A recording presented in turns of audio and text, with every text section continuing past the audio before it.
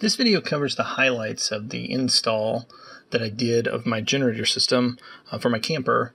My main objective was I wanted to be able to have an Autostart system, Autostart stop system that would come into play if and when the shore power or the campground power either went out or was so unreliable that the voltages were dropping down and causing my EMS to drop out.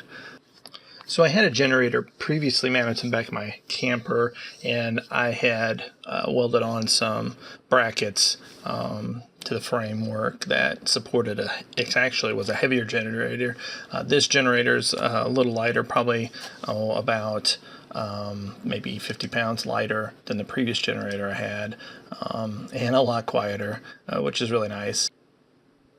I ended up running the wiring. I had an extension cord, camper extension cord, which was perfect because it's has a coating on it or a sheathing on it that's suitable for outdoor use. I also used an outdoor extension cord for my start-stop signal wire. I just ran it alongside the camper and secured it with some fastener clips. Just grabbing a couple shots here of the wiring, how I secured it to the frame of the camper. I just ran alongside the frame, put self-tapping screws through that on the outside. I would have liked to have had it up inside the frame, but I didn't want to take all the underpinning down, and I didn't want to put holes through something I didn't know was behind there. And then I just used a polyurethane foam sealant to fill the gap where I went through the floor, and it worked out pretty well coming through the pull-out stove area, as there was a nice little amount of room on the side. And then some time ago we had redid our outside kitchen area. It originally had like a TV, and it had a ton of wasted space behind that TV, so we took the TV out, moved it in to our bedroom, and then put in some sliding rack shelves. And then the first slot, we didn't put anything in. So going inside the camper, one thing that was challenging was that controller's pretty good sized, and there really wasn't any place to mount it. I left my EMS where I had that mounted originally, or the little readout, down by my panel box. But above the refrigerator, there was some space, but it wasn't enough. And I know that above the refrigerator, it probably gets fairly warm. And so I didn't really want to put it there. In the corner there, that wall kind of has a radius to it, and that wouldn't work too well. I didn't want to put it in the doors and then have to worry about it opening and closing with the doors. That seemed a little odd, and I didn't want to lose shelf space. One thought I had was making a smaller door and then taking up part of one of the shelves with the EMS and the ATS or the controller. But in the end, I decided just to use the outside kitchen for the EMS and the ATS, and then the bathroom had a spot where I could mount the controller. It wasn't the most ideal, as you'll see in a minute, but it's what I ended up going with.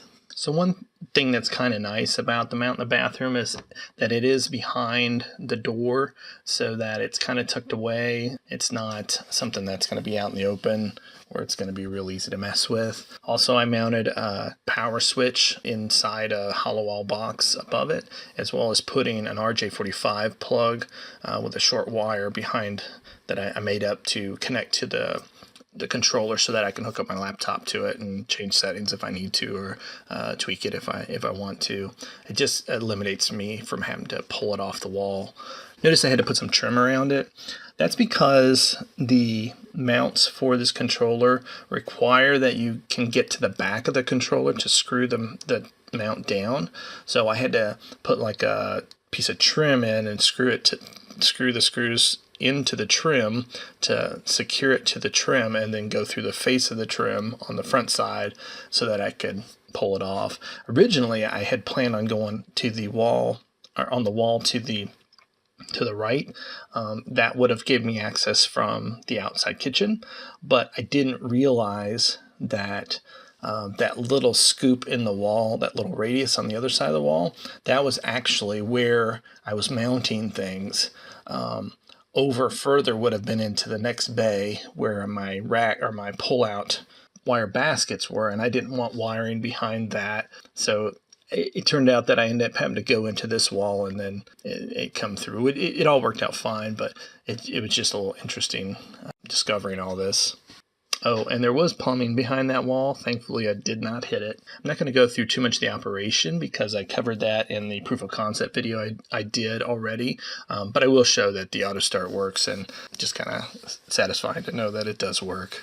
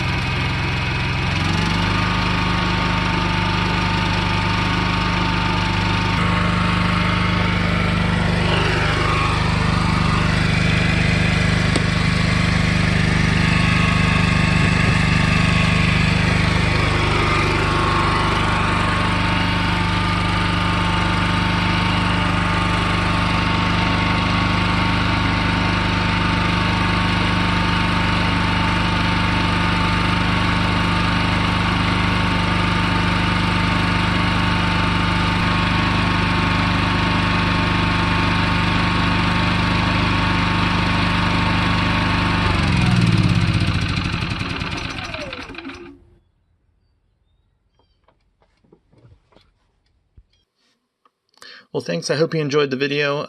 If there's something particular you want to know about this install, I'd be happy to share that. If you put a note in the comments, I'll try and respond to that. I didn't do too detailed of a review because I can just talk too much, so enjoy.